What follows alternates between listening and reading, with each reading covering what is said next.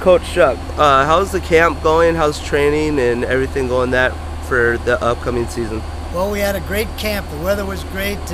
They come out to my place, for a week before school starts, and I'm just fortunate enough to have an old Bible camp that I converted into my home.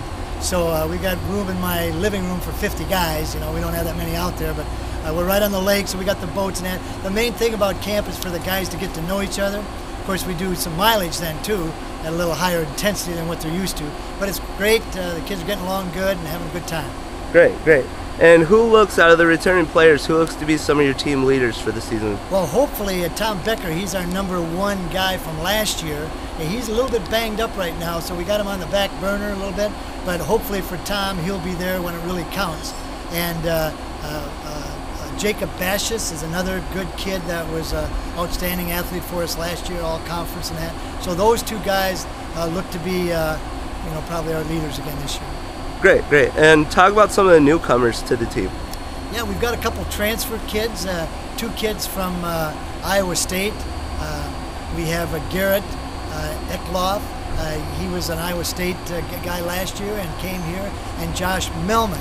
Those 2 guys look, from camp anyway, to be right up there in the mix of things.